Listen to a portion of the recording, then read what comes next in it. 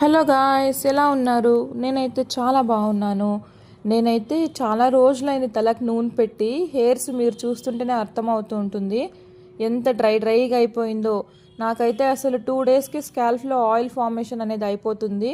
So అందువల్ల నేనైతే స్నానం చేస్తాను. ఇప్పుడైతే స్కిప్ చేశాను.